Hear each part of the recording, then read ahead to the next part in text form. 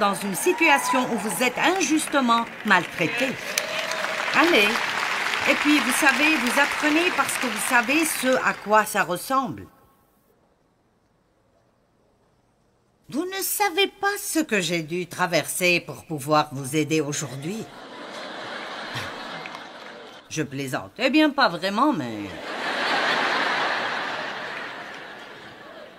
Je suis si heureuse d'être passée par tout cela. Je ne suis même pas désolée à propos de mon enfance. Parce que ça fait partie de qui je suis aujourd'hui. Job a attendu, Ruth et Esther ont attendu. J'ai attendu. J'attends toujours certaines choses maintenant. Combien d'entre vous attendent quelque chose?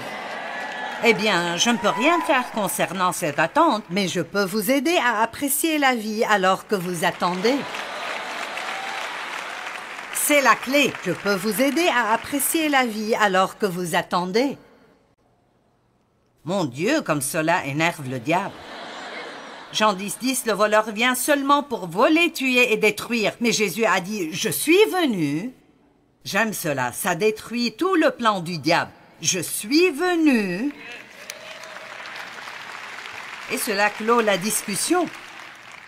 Je suis venu afin que les hommes aient et jouissent de la vie, une vie abondante remplie jusqu'à déborder. Pourquoi ne pas rendre le diable en colère et commencer à jouir de votre vie?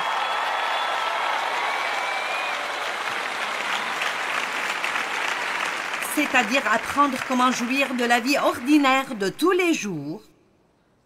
La vie, juste la vie. Si nous pouvions juste ralentir assez pour vraiment reconnaître la présence de Dieu. Et peut-être que certains de vous ne savent même pas de quoi je parle, mais il y a une véritable présence de Dieu que vous pouvez, je ne vais pas dire sentir, mais vous pouvez la discerner, vous pouvez la ressentir, vous la connaissez dans vos cœurs. Et Dieu est avec nous tout le temps, mais c'est seulement quand nous ralentissons assez pour reconnaître cela que nous en jouissons. Et quand la Bible dit « Réjouissez-vous dans le Seigneur », il y a une joie, quelque chose de profondément spirituel qui vient à vous. Qu'importe combien vos problèmes sont grands, si vous pouvez passer du temps dans la présence de Dieu et vous savez qu'il marche avec vous, ça remplace tout le reste de ce qui arrive dans votre vie parce que vous savez qu'il s'en occupera d'une façon ou d'une autre. Un jour, quand le moment choisi viendra, il s'en occupera. Mais nous attendons tous quelque chose. Mais nous ne pouvons pas laisser Dieu nous dire quand.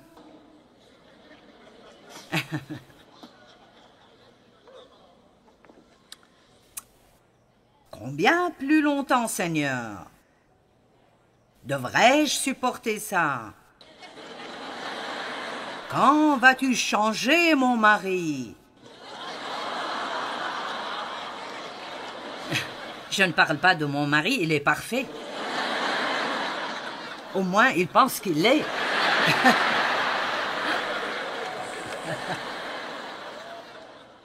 Oh oui, vous savez quoi? Dave est un type spécial. Il y aura une section dans le ciel où seul lui et Dieu vivent.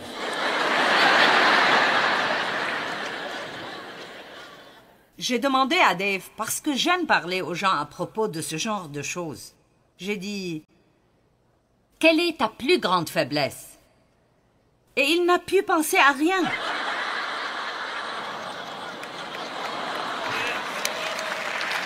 Qu'est-ce que c'est que ça?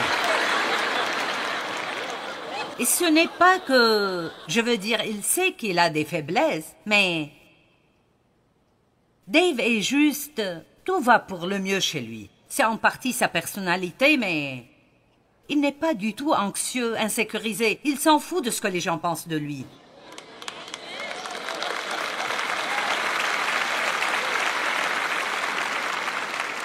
Donc, quand je dis « Quelle est ta grande faiblesse ?» la raison pour laquelle il ne sait pas et qu'il ne se concentre pas dessus. Il ne se concentre pas dessus parce qu'il pense, eh bien, Dieu me connaît et il sait ce qui est bon et il sait ce qui ne l'est pas et je lui fais confiance pour s'occuper des choses. Et c'est là que la vie devient belle. Maintenant, si vous me demandez quelle est ta faiblesse, je peux en nommer quelques-unes. Parce que j'ai essayé si dur de changer. Allez, vous comprenez, j'ai essayé. Et essayé. Dieu, qu'est-ce que tu veux que je fasse?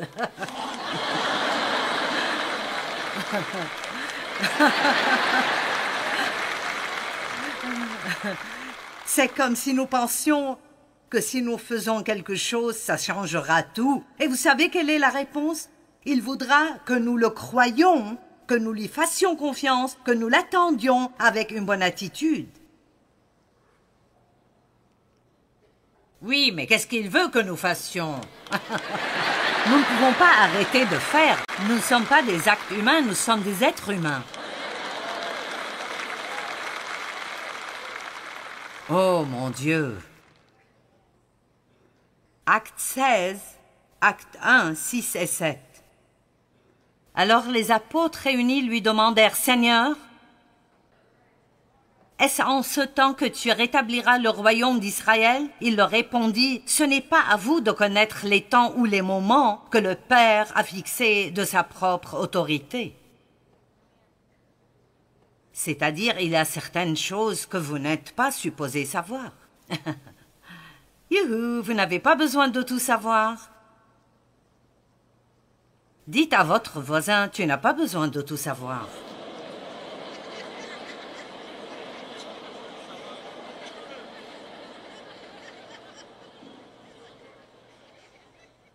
Ça ne prend pas tout ce temps pour dire ça. Vous voyez comment vous êtes? Je vous ai donné un peu de liberté. Et vous vous êtes perdu en faisant ce que vous voulez. Maintenant, je dois essayer de vous ramener. Très bien. Luc chapitre 18. Verset 1, Jésus leur adressa une parabole pour montrer qu'il faut toujours prier et ne point se relâcher. Il dit, il y avait dans une ville un juge qui ne craignait point Dieu et qui n'avait d'égard pour personne. Il y avait aussi dans cette ville une veuve qui venait continuellement lui dire, « Fais-moi justice de ma partie adverse. » Pendant longtemps il refusa, mais ensuite il dit en lui-même, « Quoique je ne craigne point Dieu et que je n'ai d'égard pour personne, néanmoins parce que cette veuve m'importune. »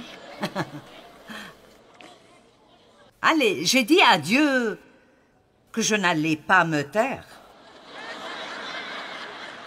Et je vais continuer jusqu'à ce que je voie du changement. Laissez Dieu savoir que vous n'allez pas abandonner.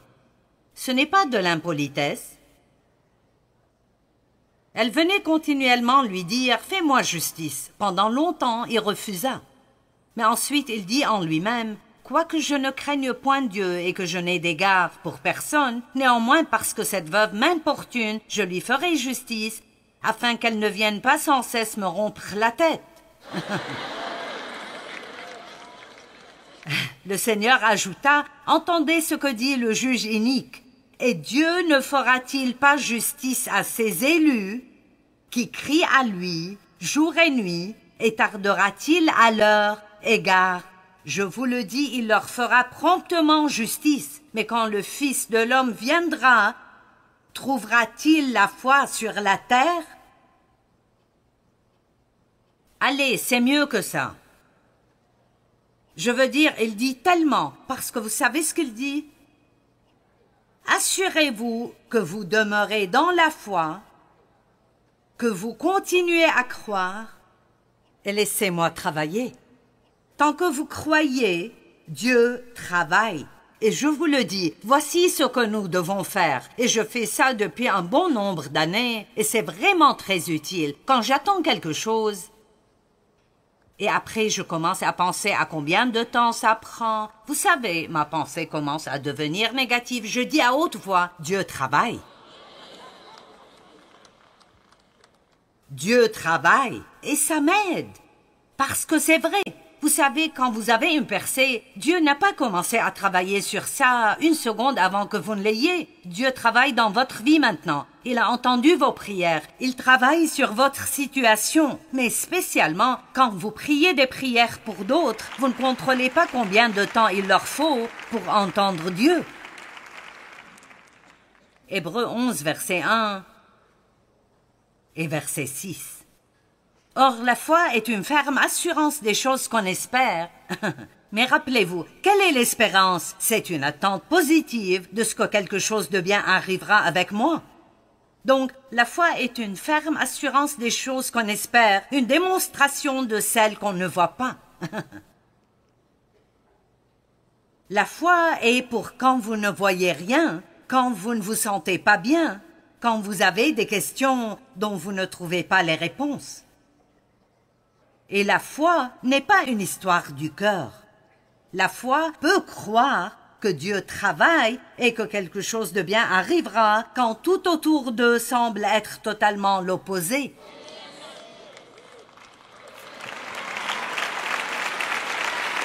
Peut-être que nous devons juste simplifier les choses et avoir un peu d'instruction sur le fait de retourner à la foi simple. Je crois Dieu. Je sais que ce n'est pas logique, mais je crois Dieu. Je crois que Dieu travaille. Quelque chose de bien arrivera avec moi. Ceci changera parce que je vais continuer à gêner Dieu jusqu'à ce qu'il fasse quelque chose. Allez, je suis sérieuse. Luc 18. Regardez juste la façon dont c'est écrit.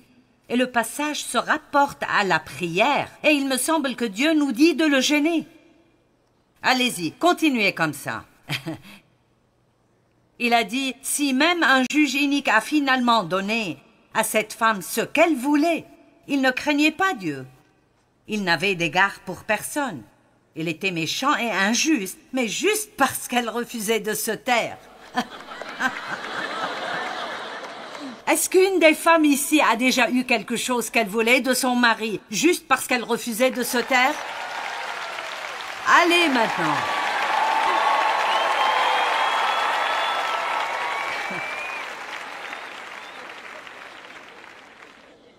Eh bien, vous comprenez.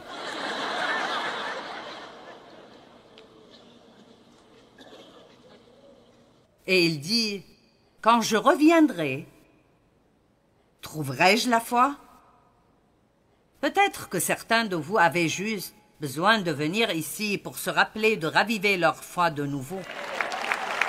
Oui, vous êtes fatigués, vous êtes essoufflés. Vous travaillez dur et vous croyez en Dieu. Et vous attendez depuis une éternité que cet enfant change, ou pour que vos finances changent, ou pour que vous changiez, ou je ne sais pas. Mais je suis là pour vous dire, je suis passé par là, et je passe encore par cela, dans différentes saisons à des moments différents. Et je vous le dis, de la parole de Dieu, et d'après mon expérience et l'expérience de beaucoup d'autres, que Dieu est fidèle.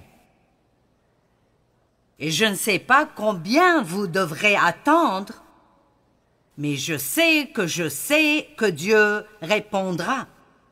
Et je sais que vous pouvez jouir de votre attente si vous améliorez simplement votre attitude.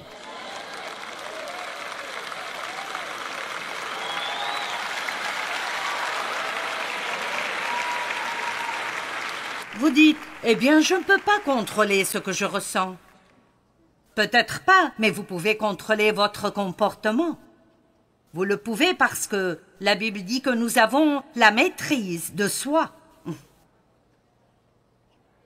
La maîtrise de soi veut dire que vous pouvez vous contrôler au cas où vous ne l'avez pas compris. Or, sans la foi, il est impossible de lui être agréable. Car il faut que celui qui s'approche de Dieu croit en deux choses, que Dieu existe et qu'il est le rémunérateur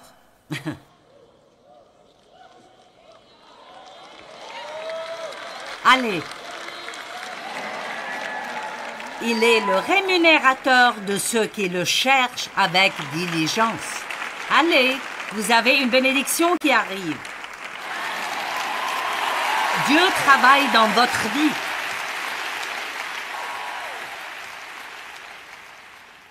Et vous savez quoi? Le diable vous fera peut-être face, et il pourrait avoir une crise après l'autre, mais il ne vaincra pas Dieu et vous travaillant ensemble.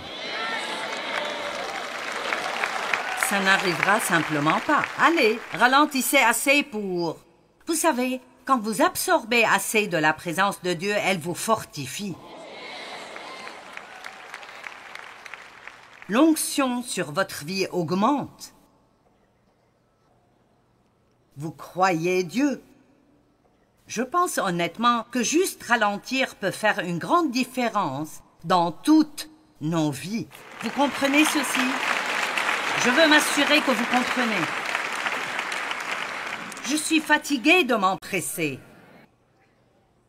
Ne me dites pas « Dépêche-toi, Joyce », je ne veux plus entendre cela. Et je devais arrêter de dire cela à Dave.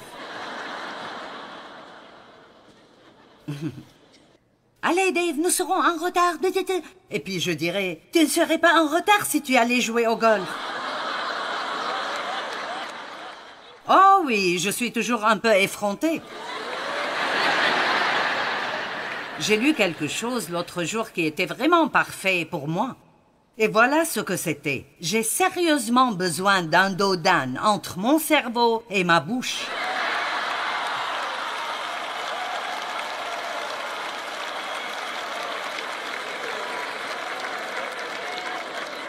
Combien d'entre vous en ont besoin aussi? Et puis mon fils est allé au centre commercial et il m'envoie cette note. « Maman, je t'ai acheté une nouvelle blouse. » Et j'ai eu un bon sentiment chaleureux. J'ai pensé, eh bien. Et puis, il m'envoie une photo de la blouse. Et c'est une blouse noire avec de grandes lettres blanches qui disent « Si ma bouche ne le dit pas, mon visage le montrera. » Ah. Oh oui, ma famille pense qu'ils sont vraiment drôles.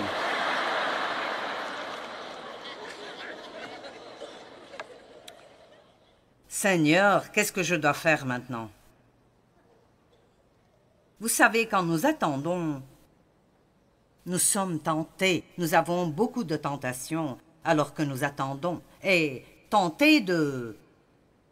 essayer de faire que quelque chose arrive, et c'est probablement la chose numéro 1. Essayer de faire que quelque chose arrive.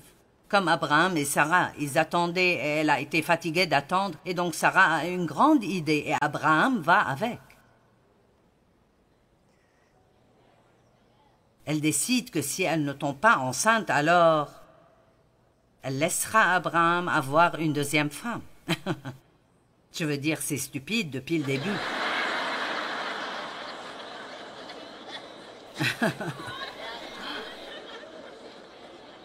Non, mon homme est à moi.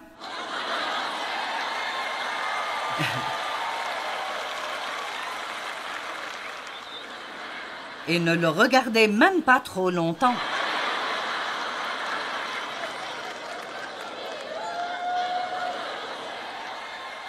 Qui donne à son mari une deuxième femme? Eh bien, de toute façon, faire marcher les choses vous-même. Une autre chose est de juste abandonner. Combien de fois avez-vous dit à Dieu dans votre vie « J'abandonne » Allez. Oh Dieu, j'abandonne. Ça ne va pas le faire s'apitoyer sur vous.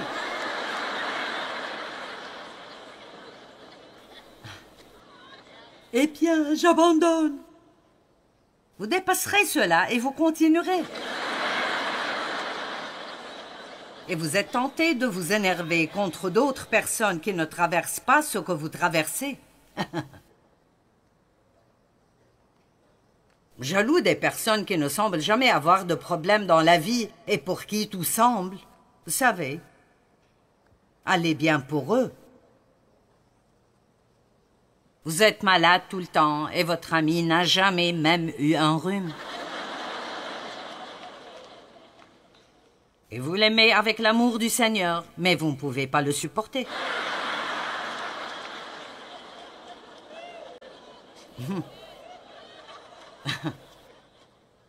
Vous comprenez tous cette partie, n'est-ce pas?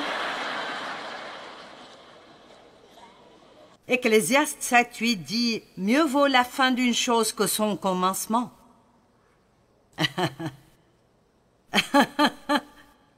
Elle trouve cela drôle. Mieux vaut un esprit patient qu'un esprit hautain. Maintenant, comprenez cela. Mieux vaut un esprit patient qu'un esprit hautain.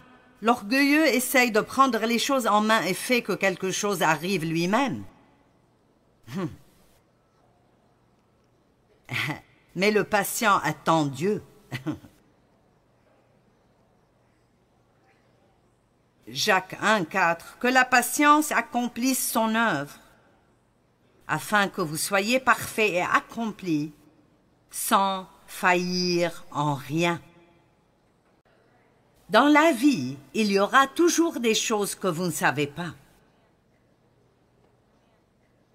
Et si vous voulez avoir la paix et jouir de votre vie, vous devez arrêter d'essayer de tout comprendre. Tout d'abord, nous ne comprendrons jamais Dieu. Parce qu'il fait certaines choses. Je veux dire, je ne comprends toujours pas ceci et je le lis depuis des années. Quand il crache par terre et fait des petits pâtés de boue, et ensuite il les prend et les frotte sur les yeux de l'homme aveugle. Maintenant, Jésus, ça ne semble même pas être gentil. Il a craché par terre.